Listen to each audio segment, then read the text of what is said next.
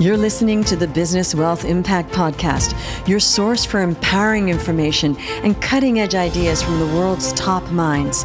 I'm your host, Jeanne Omlor, founder of seven-figure coaching company, Jeanne Omlor International.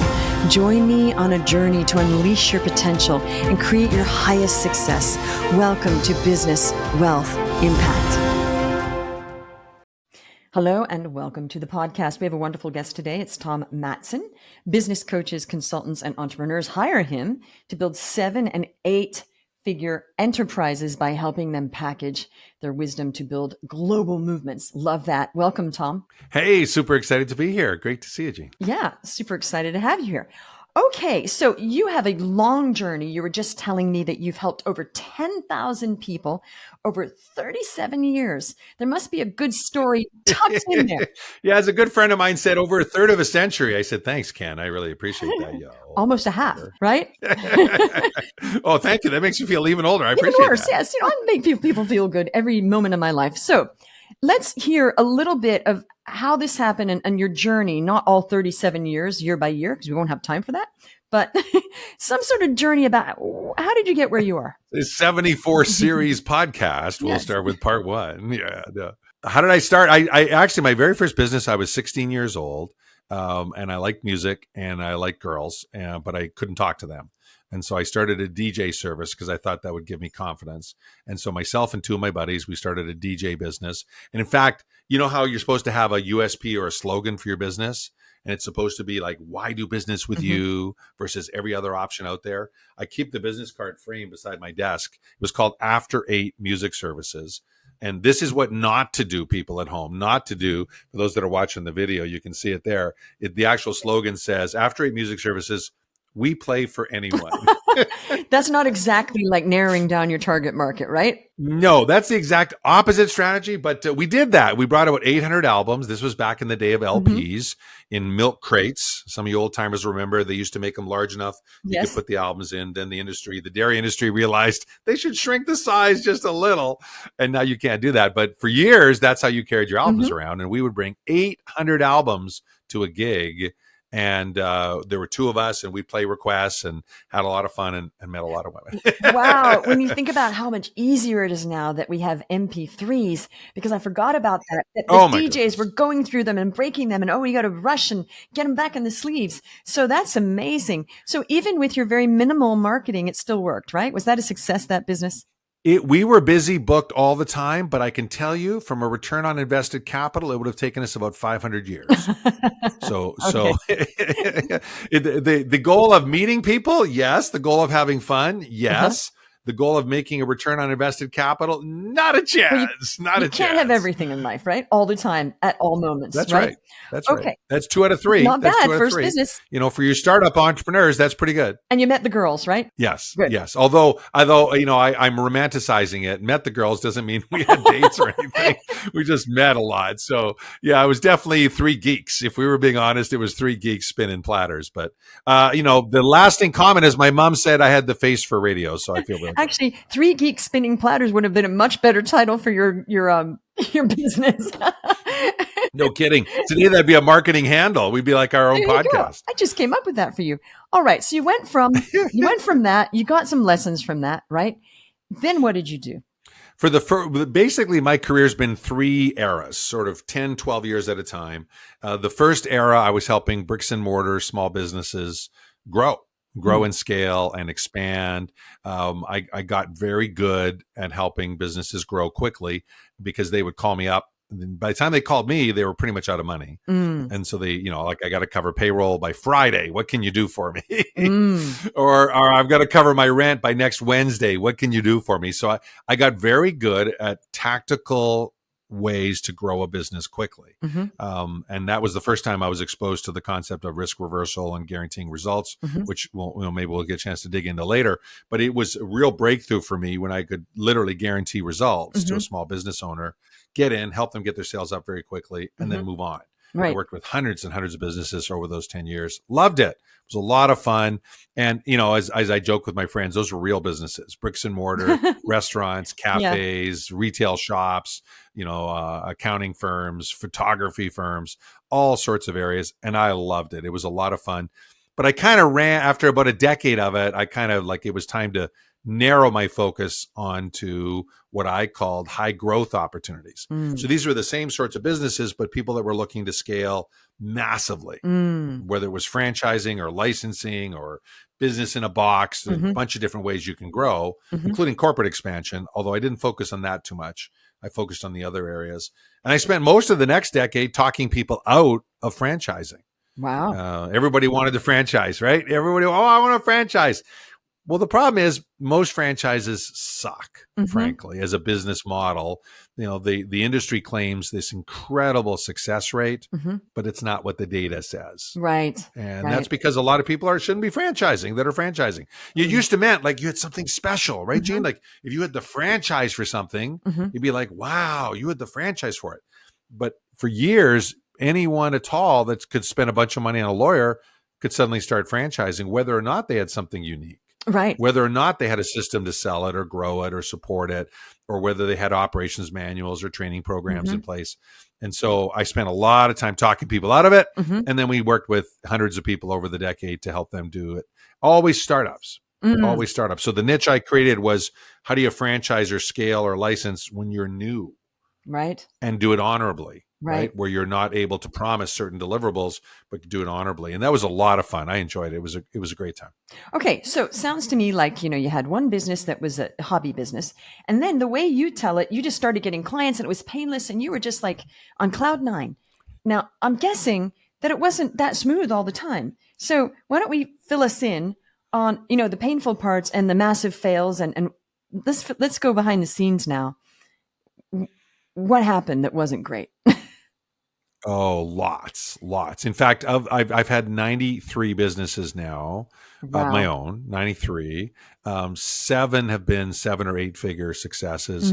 All the rest haven't been. So if you take 7 from 93, that's like 80 some businesses have either done okay or crashed and burned over that period of time. So the lessons learned from failures are much, much, much, much bigger than the lessons learned from wins. And I think that's the case for all of us if we're prepared to listen, right? In our green room pre-interview, we were talking about this, right? Is that if an entrepreneur is ready to learn from failure, it's some of the best lessons possible.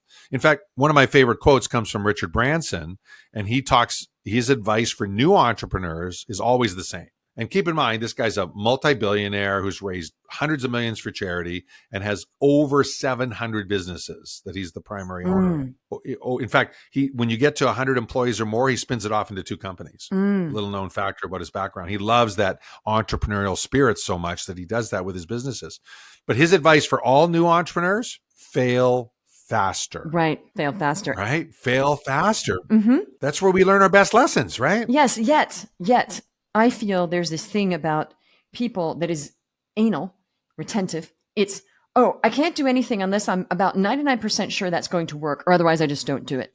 So what they're doing is they're actually making their energy stuck because it's like, well, I'm only going to do this when I'm 100. Instead of just processing, okay, I'm going to fail, I'm going to learn, I'm failing forward. Right. And we can learn from the technology industry. They're really good at this, right? Iteration after iteration after iteration, right? As we record this, it wasn't too long ago, rocket number 2 of Starship went up for Elon Musk, and it blew up this time, 7 minutes into the flight instead of 30 seconds into the flight. Right. And they design it that way because they can learn more. Well, if you can spend $100 million or whatever they did on that last rocket and plan to blow it up so you can learn more, right? You think as entrepreneurs we could spend like $50 on experimenting on an ad or right. $1,000 experimenting on a conversion process? Or like, something. Come on, we should totally do that. No, but I feel like I work with a lot of coaches and consultants, and so do you, right? I feel like there's this thing of they feel like any investment in the business, if it doesn't work, is just like a terrible loss. And then they're traumatized by it. And oh my goodness, I spent that money. And I'm like, yeah, that's called testing. That's called testing and investing. And, it's the mindset that it was such a terrible loss and I can never do that again. And I think a lot about this because I hear this all the time. And I'm like, folks, that's called investing in your business and testing, right? Well, and if you look at the big successes, the entrepreneurial successes we admire, they fail over and over and over and over. Yeah. They iterate. Literally yesterday, I went and saw the new Cybertruck. Oh, right. Just came out as we're recording this. And there's 2 in Canada, and one happened to be 30 miles from me. Wow. I've got a deposit down for that. So I took my son. We drove out in my Tesla to see the Cybertruck, got pictures taken with it. We couldn't touch the darn thing. Couldn't take it for a test drive. But there's an example. 4 years after they announced it, they finally delivered their first one, way behind schedule. Way behind schedule. But they had to invent brand new technology to make stainless steel foldable and precise. And in the end, they've created this machine that many people won't like. Many people will think it's ugly. My son thinks it's ugly, even though he's a fan of Elon and Tesla. And I'm like, I can't wait to get my car. But it's like this completely reinvented the space. So when you're doing that, right, it doesn't matter what business you're in. If you're going to be disruptive, you got to reinvent the wheel. You have to look and say, what is broken in our industry? I don't think entrepreneurs are entitled to money. I think entrepreneurs earn money by bringing value to the marketplace. Right.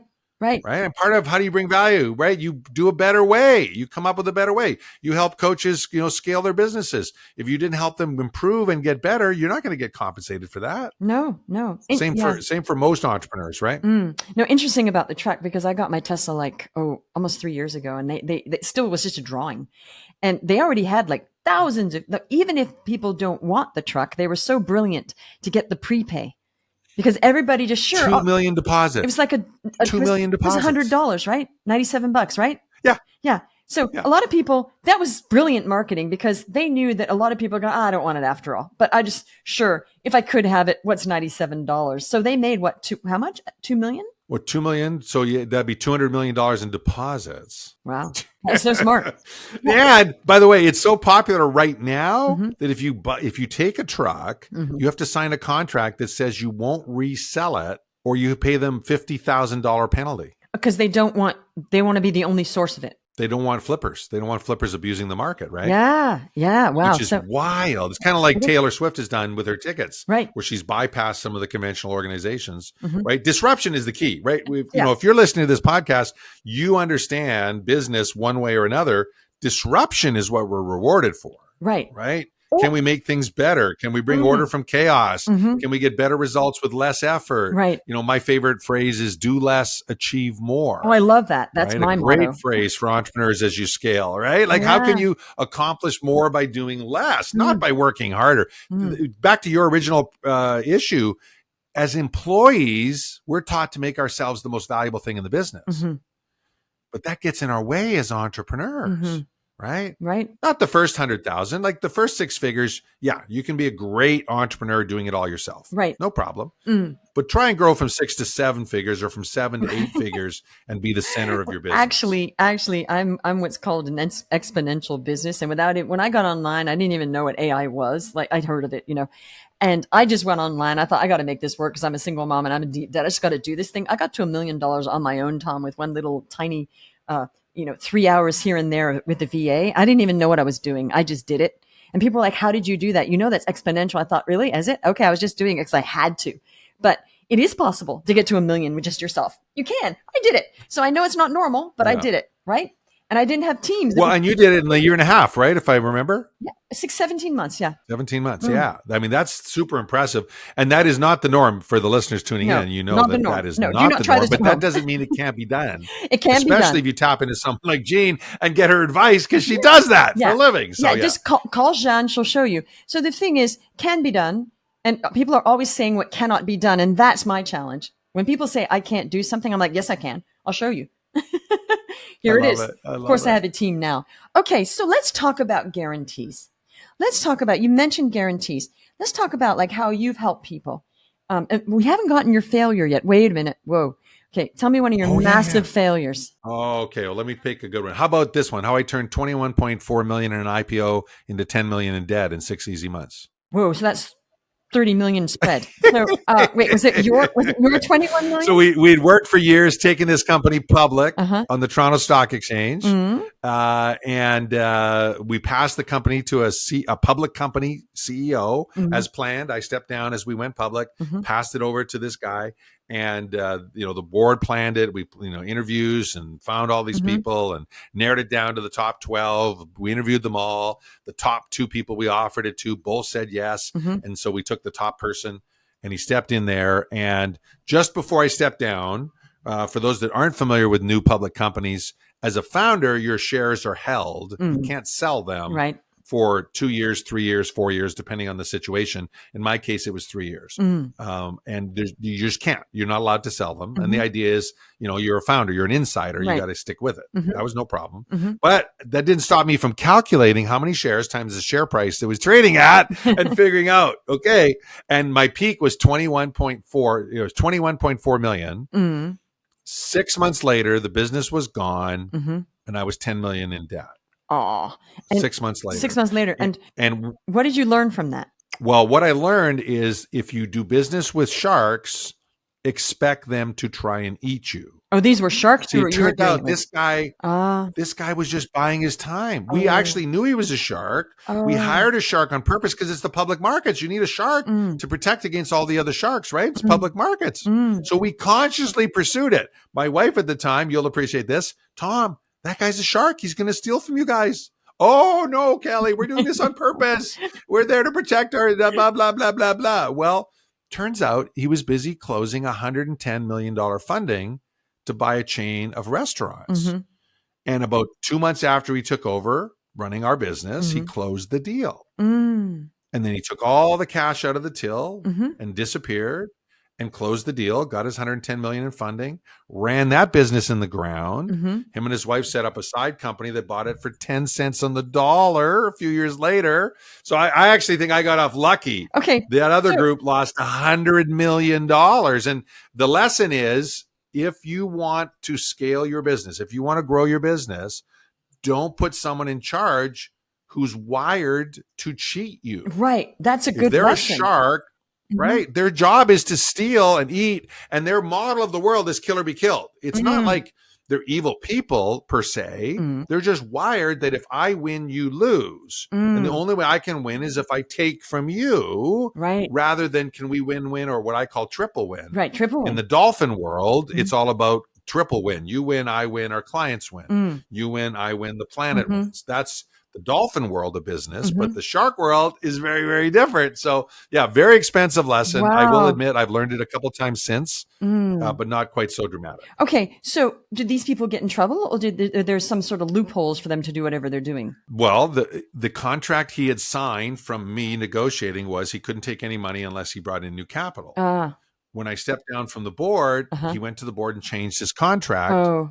Where he could get reimbursed for expenses. So he legally took all the cash, but knew the company couldn't file its quarterly filing then. So it was legal and immoral as all heck. Right, immoral and unethical. Right.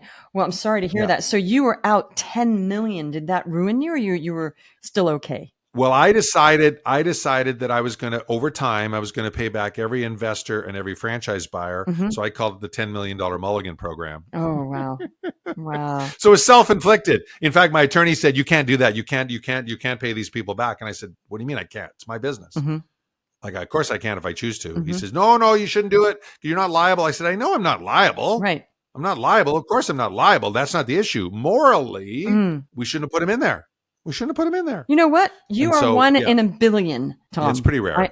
I'm so impressed with you that you did the right thing.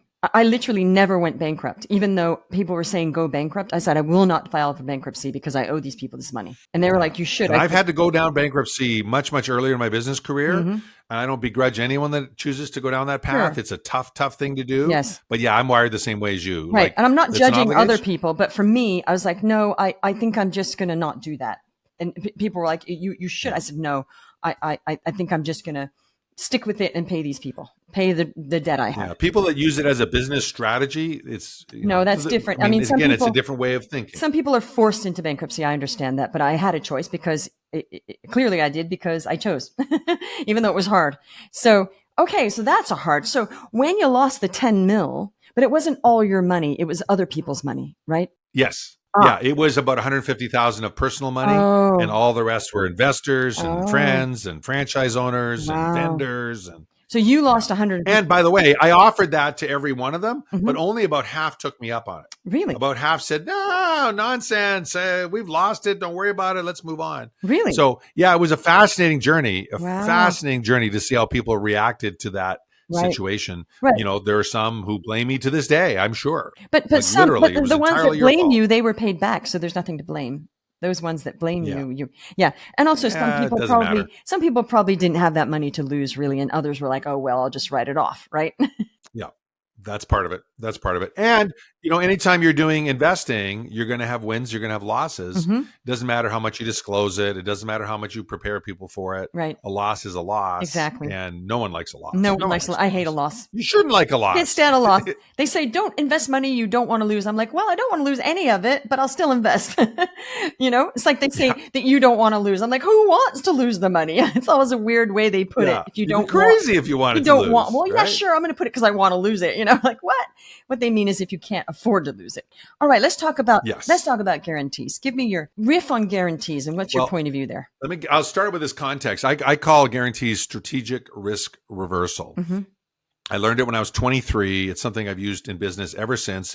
And I mastered it when I hired Jay Abraham as my personal coach. Some of the listeners will know Jay, the $43 billion man. Yeah. I think he's the smartest guy in marketing. One of his geniuses is taking ideas from one industry and applying it to another industry in exponential ways. And he calls it risk reversal because you're taking the risk off your prospect's shoulders and putting it on your shoulders. Right. That's the data is this: 9 times the prospects, 3 times the sales. Right. If you can build in a strong risk reversal, and it doesn't matter to me whether it's a coffee shop or a massage service or a haircut salon or an online high ticket coaching business, if you can link your client's success to the results they're seeking, number one, it's way easier to sell because you're aligned. Your outcomes are aligned. Number two, it's way more fun. It is. Because you don't have to use any of this manipulation stuff. You're like, I'm not sure we can work together. Let's have a conversation. Let's see if I can help you. If I can, here's the deal. Yeah. And so I love strategic risk reversal. And I think it's one of the, when I look back and I say, what are the biggest lessons I've learned over my 93 businesses? Over helping more than 10,000 entrepreneurs start, run, and scale. It's who do you play with? Sharks, dolphins, or carp, which comes from a book, The Strategy of a Dolphin, for you people out there that are Kindle readers. You can't get it in print anymore, but The Strategy of a Dolphin by Lynch. The framework is all spelled out there. That's number one, because without that, you're hooped. You can have all the good business strategies you want, but if you're in business with a shark, you're going to get eaten. That's true. And it's really funny. No, I was going to say the dolphin. I developed something called the dolphin call. How you talk. No. Yes, I did. It's called the dolphin call. You know when they say you got to message your people? I coined that the dolphin call because dolphins are on a certain frequency. And you want to be on the same frequency as your dolphins. So people are like, what is that? I said, I coined that. I call it the dolphin call, that when you're messaging people, they stick their hand up when they're on the same frequency as you. And they're like, oh, they're doing their business. And then they're like, oh, I heard the dolphin because there's another dolphin. Oh, that's me. So I actually coined that. It's interesting that I didn't even know about that. I love it. Have you swam with the dolphins? Well, actually, my kids were with dolphins. We didn't swim. We went to the Bahamas and we had the dolphin experience. You know what I'm saying? But we didn't swim in the wild. Yeah. I wanted to do that.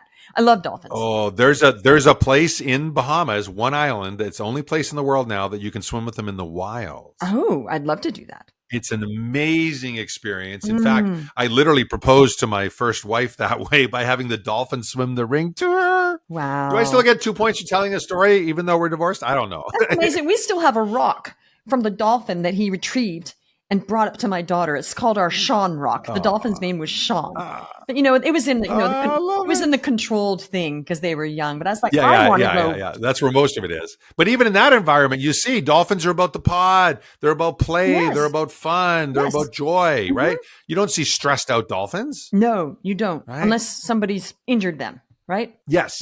Then they're stressed out. Which, by the way, is why sharks in the wild, the only creature shark fears is dolphin. Because if they go after a member of the pod that's weak, the rest of the dolphins gang up on the shark, beat it senseless until it can't swim. Wow. And sharks that can't swim are dead. Of course. Exactly. You're not swimming with sharks. You're They have to swimming around continually be with sharks. moving, right? So I kind of like that part of the metaphor Yeah. extended is like, yeah, dolphins are team players, but don't mess with another dolphin. We're coming after you, Mr. Shark. Actually, there's another funny story. Koalas in Australia. Yeah. I grew up in Australia. What people don't know, koalas are vicious animals. Did you know that? They are vicious animals. That's why they have them medicated with eucalyptus leaves, the right? thing. If they were not, eucalyptus actually drugs them. If a koala isn't like, the reason why they're so slow is because they're drugged out on the gum leaves the whole time. Okay. But when you get a koala that you go after the koala's baby or something, they are fierce. It's like, it's scary. You're like, oh, that was that cute little koala chewing slowly on the gum leaf. And they are like, rah! Like they're like Tasmanian devils almost. So a lot of people don't know that. It's hilarious. Okay. Let's go back to your guarantees. We digressed. So yeah, strategic risk reversal. If you're an entrepreneur, if you're in business, period, the more you can link your success, your client's success to your success, the better it is, right? That's the key, is that you want to find a way to link the two together. And strategic risk reversal is the name I use behind it because it really captures it. And what is strategic about strategic risk reversal? Well, it's making sure that your outcomes are aligned. Right. So if you're a coach and you're helping someone grow their business sales, you link your payments to their results, not to your desired collection schedule, right. but rather to their results. So, on our high ticket programs, which are $100,000 programs, they're big programs. We guarantee $1 million in sales. We only take 12.5% up front. The rest is linked to a series of results. Okay. But this also happens with someone if they've got a $10,000 program. You can take part of it up front and then the other elements as you get results. Right. Now the key and then you're aligned, you're together. I got it. So the key is some of it has to be up front. So there is some skin in the game. Right? Totally. Yes. Totally. That's and the key point. The upfront part is not refundable. Right. This is super important. A lot of people don't realize that part of it. They make the upfront part refundable. In fact, I saw a very famous coach in our world, who you'll know her name, destroying the concept of guarantees yesterday in a post. And I thought, well, that's fascinating. She doesn't guarantee results whatsoever. Okay. And so she's destroying the concept of guaranteeing results. And her positioning was, make your business so good you don't have to guarantee results. No, I actually have results. And my results are, I call it a no-brainer guarantee. I call it a no-brainer. Oh, what is it? Well, basically, we have to work with my clients until they get ROI. So I don't do the what you do. They do have to pay the payments. However, we are partners in it. We're partners that if we don't perform, then we have to keep working until you have it working. And a lot of the clients, I love it. A lot of the clients we have never coached before. And they're like, but Jeanne, I've never coached before. And I'm like, well, I've qualified you and I believe in you. So I don't care. I'm going to guarantee it in. And they're like, okay, I'll do it. Now, of course, we get a lot of more experienced coaches. But you see, the thing is this with coaches and consultants. A lot of them might be really good at what they do. That doesn't mean they're good at business. That doesn't mean that they're going to be any better at selling than maybe a newbie. And I see that sometimes. Sometimes I see somebody come and I'm like, they're newbie, but they are going to crush it. So yeah, but the thing is though, you have to have some payment up front. And I think a lot of people get confused about that you just said it, 10%. So you're getting what? $12,000 up front for the 100K, right? Yeah. There you go. Yeah. So it's not solely based. And by doing that, like I will tell you, having done so many businesses now, the reality is skin in the game doesn't guarantee they'll listen. No. But what it does guarantee is it increases the odds they'll listen. Yes, it does increase and the that's odds. The key. Yes. Right. You still have to build in skills, accountability, and mentorship. Doesn't matter whether you're a coach or whether you're an entrepreneur or whether you're franchising a chain of hair salons. Exactly. You still have to build in skills, accountability, and mentorship. Like knowledge alone is not enough. No, you know it. I know it. If knowledge alone was enough, YouTube and libraries, and we'd all be rich, famous, skinny, and healthy. You know what's interesting? Right. You know what the numbers on for the number of the percentage of human beings that can actually self-guide themselves through a deliverable, like digital course, the courses that people sell. And I buy a lot of those just to sort of go through them and see what's, you know what I mean? And often I do it the same thing. I'm not actually buying those because I'm counting on it to grow my business though. I'm buying it because I'm interested. I'm curious, right? But some people actually buy a deliverable course, like it's going to save their business. Like this, Jeanne, I got this. I'm like, well, that's not a coach. That's a course that you bought. You're doing on yourself, because they're missing the mentorship part that you mentioned 3 times, right? They're missing that because they believe that getting a course coaching, it's a course, like reading a book. But the numbers are 3%. 3% of human beings can self-study themselves to success following a program with no coaching or mentorship or explanation or support. That's not a lot. 100% agree with that data. Seen it from multiple sources. In fact, Tony Robbins himself once shared with me that, and if you've ever been to a Tony event, his people are kind of motivated, right? They kind of jump up and down. They literally walk on fire. Like literally, we walk on fire at a Tony event. And those people that buy courses from Tony, only 3% ever complete the training. I know. Let alone get the results. Do you know why? Because I call that the Tony Robbins effect. Okay. This is what it is. It's very fun to buy a ticket somewhere. It's very fun to get time off and exciting and pack, and you're going to meet people. It's very fun and exciting. Okay. And then you go to the event and it's exciting. There's all this energy, and Tony's like, he's hypnotizing all these people en masse, because he does, right? Right. And there's all this, and you're excited and you're pumped, right? And then they turn the you're freezing, so you can't fall asleep, and they close the doors when you go and want to go potty, right? And it's this whole environment of hyped up energy. And then what happens? You go home to your normal life, and very few people can carry that energy back home and actually take action. I call it the Tony Robbins effect. Maybe I'm not the one that made that up. But I love it. I've never heard that term, but I like it. And I'm a huge fan of Tony. Some of his work has transformed my life. I will say a big fan, but the reality is most people need more than that, right? We need skills, accountability, mentorship if we're going to get results. And if you look at most professionals, right? I just came back from a high-end mastermind. You'd love this. It was Laguna Beach. There were 63 coaches in the room. This happened to be Coach World. Everyone was 7, 8, or 9 figures in sales. Very unique audience in all kinds of niches, all kinds of areas. And when I had a chance to talk to the guy that has a $200 million a year coaching business. Who was that? $200 million a year in coaching. Oh, Ryan Dice. I like Ryan. Ryan Dice. If you know Ryan from Scalable. Yeah. Phenomenal guy.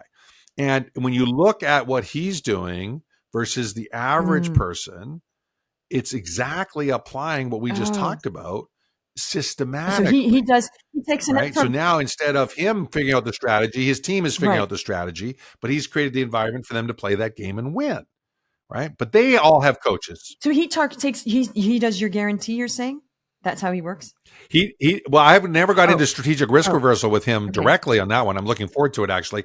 But the way he hires and trains his management team, they build a form of risk reversal into their performance reviews every 3 months. Oh, so they only get paid if they create results? Well, in fact, literally, I didn't get into all the details, but the first part I do remember is this. Every single week, every single key person comes to the meetings, the team meetings, with either they're a red light, they're a yellow light, or a green light, self-reported based on their own metrics, and, wait for it, a plan to get to the next level. That's amazing. So he's coaching his team. They show up at their call that way. Amazing. I'm like, no wonder we haven't gotten to 9 figures, because they'll come to the call and I'll give them the answers. Well, that's stupid, Tom. It was like this total revelation moment of, I'm teaching them to come to me for solutions. No wonder they're coming to me for solutions. Whereas he goes, no. They have to solve this. I'm there to help them solve it, but they have to come with their solution. Okay, so I'm curious, was this brilliant. A private conversation, or was he talking to everybody on the stage? He spoke to the room of us, and then I talked to him afterwards privately, separate. So both. Got it. Okay, I missed it. Coach World, I got to go next year. Yeah, this is Taki Moore's boardroom. Oh, it's Taki Moore's. Got it. That he does. Yeah, it was his boardroom. I got invited down to audit it, and I liked it enough. Oh wow! So that's called joined the clan. It's called Coach World. I called it a coaching world, but it was called boardroom. God. I understand. Actually, they call it. No, they call the live get-togethers $1 Million Coach Intensive. Yeah. I've heard of Taki. People Googling it. But here's the thing: a guy with $200 million a year in sales is a paid member of that coaching program. He's a paying member of the coaching program. And you say, well, of course you can afford it. No, you're missing the point, people. If he's doing $200 million a year, he's got some answers. But even people that are doing 200 million a year are looking to optimize and improve. In fact, I would argue they're looking to optimize and improve more than the person doing 2 Also, million. they just want to be, sometimes they just want to be around other coaches. Sometimes they're not even learning that much from the head coach. They just want to be around other people, you know? And bounce ideas off of, Yeah. right? We all need to do that. Amazing. Okay. I love it. So what you're saying is people should have some kind of guarantee. I agree. Guarantees and some sort of bonuses. People like bonuses. Triple the sales with less effort. Like, think of it Right. that way for every one of you that are tuning in. If you could triple your sales with less work, but there is one key, and that is you're naturally going to screen better.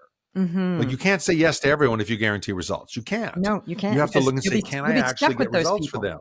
Yeah. Okay. Yeah. So as far as you, so say somebody comes in and they pay the 12K and they're not getting results. Is there some sort of caveat that they can't be in there forever? Or is it like, you're just going to stay in this program until it works? Yeah, good question. What we found works best is you have a length of your program that is roughly double what you think it'll take. Okay. So if you can get someone 6 figures or 7 figures of results in a year, you make it a 2-year program. Right. And that way you build redundancy into your own model because, you know, life gets in the way. People get COVID, they get the flu, they get a death of a loved one. Like, stuff happens that throw people off their game. That's got nothing to do with you or them sometimes. Right. Sometimes it is something to do with you or them. So you want to build a bit of a buffer in. So what we recommend is you do that. If it takes a year, make it a 2-year program. If it takes 6 months, make it a 1-year program. And then you build in your skills, accountability, and mentorship, right, which is mainly group coaching and masterminding. Right. Build that into your model so you can repeat. And then our philosophy is we promise 2 things. We actually don't promise the $1 million. It's interesting. We link our payments to the $1 million. But what we promise is there will be chaos. We promise there will be chaos. And we promise if they don't quit on themselves, we won't quit on them. Okay. So you're not actually guaranteeing the $1 million. We're not guaranteeing the $1 million in the way that people think we are. We're saying you only pay us when you get here, you pay us. When you get here, you pay us more. And when you get to $1 million, you pay us the last 50,000. So it's actually a very sophisticated way to play together in that process. So to your actual question, if they're playing full on and they're participating, we'll let them go as many years as they need. But here's what we learned. If they're playing full on and they're participating, they get results faster. Duh. Exactly. Right? Like, we all know that. Like, you want to lose, Right. I lost 40 pounds in the last year. What did I do? When everyone asked me, well, how'd you lose 40 pounds? I exercised more. I ate better. Exactly. Really? Wasn't there some pill you took? No, that didn't work. No. I exercised more and I ate better. Oh, Yeah. wow. That's like amazing. Well, yeah, but I hired a trainer. Right. When they dig into it, it's like I hired a trainer. I started once a week, then moved to 3 times a week, then 3 times a week, plus 5 times in the gym, blah, blah, blah, blah, blah. Like, you don't get there on your own very easily in any field. I agree. Any field. You know, professional golfers, one of my businesses, I've got 6 of them now. One of them is in the golf cafe space. And so we do a lot of work with golfers. The professional golfer today has 5 coaches. Of course, they got mindset.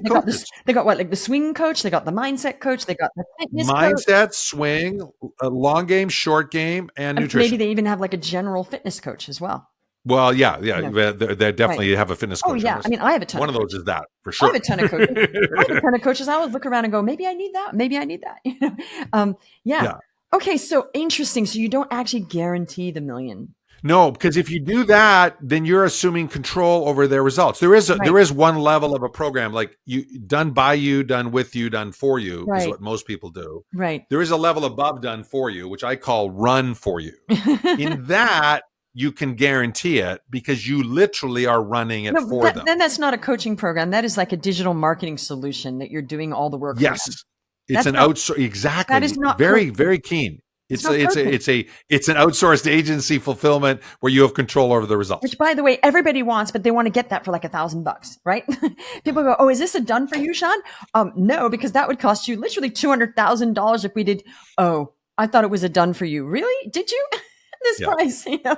But you know, totally. I love it. You know, right. The thing is, this in the end, there is some work that has to be done. It has to be done. I know there's all this stuff about don't burn out, don't do work, don't hustle, blah, blah, blah. It's got to be some hustle. It's got to be some application. It's got to be some discipline. It's got to be some doing stuff when you don't feel like doing it, right? Like, This Totally. whole new idea about business of all these people that talk about this, if you looked in their businesses and they are successful, I will see hustle, right? You're going to see hustle. They're not like lying on the couch all day long and things just coming to them because they're manifesting stuff falling on their head. And I think that this is a disservice. I love a manifestation. I do create a visualization. You know, Nikola Tesla used to visualize his whole experiments before, and it made him save work. I agree with that, right? However, this is a disservice to people that we have all these people saying, why are you working when you can just think it into existence, right? Total disservice. And I do think as entrepreneurs, our job is to think of how can we do it better, faster, easier, cheaper, and so on. Right. So I call that the do less, achieve more mindset. Absolutely. But that's different than do nothing. I mean, the guy that invented the 4-hour work week and promoted a book on the 4-hour work week, he's a workaholic. Worked 70 hours a week selling the book. No, also he admitted that was just about the title. He's a workaholic. Yeah, 70 hours a week selling the book. Right. But he also, when he wrote the book, he was not working 4 hours. Like, and when he was actually writing the book, it wasn't a 4-hour work week. Yeah. It was just, he goes, that was just to get people's attention, you know? But, now, having said that, I know people that run 7 businesses, one 9-figure, 3 8-figures, and the rest are 7-figure businesses. One guy, and he works 15 hours a week. Right. But he has so many people helping him. In order to get to that, yes, he had to get super smart and bust his butt creating systems and accountability and processes. So part of it too, I think as entrepreneurs, is we got to figure out what are we supposed to be working on? Exactly. Like if we're the center of our business serving customers, that's not scale. Right. Right. People confuse scale with growth all the time, right? They think scale is grow. No. Grow is grow. Scale is you get a new client, no more work from you. In our world, that's what I call scale. Anyhow, comes from a book by Frank Bria called Scale. Right. You get a new high ticket client, no more work from you. Well, you know, that's a tough model. No, I feel like that is the kingpin for a lot of us. It is that like we're here now. What got us here is not going. You know, that's another book. What got you here won't get you there. That was Marshall Goldsmith. Yes, I think, right. It's very true. It's like there's always that next. You know, the new level, new devil. Right. It's like. Okay. And for me now, a big part of the work is how do we give back? How do we build funds for a foundation? I've got a nonprofit. How do we support that while growing our businesses? Right. So even that in the last few years has become way more important to me than before. It was always part of what I did. Sure. But now it's more important to me. Right. Now I'm supporting a group of Bangladeshi entrepreneurs, helping them grow and scale the digital marketing space. Not because I'm going to make any money off of the venture, but because they will. Right. And they can change lives in Bangladesh. So we shift our goals as we grow, but the principles are the same, right? How do you provide overwhelming value? How do you bring order from chaos? And then hopefully, how do you empower your team to do it for you, right? Exactly. Yeah. I try to keep my team small. So that's always my thing is like, I don't want to get, Russell Brunson has a very small team.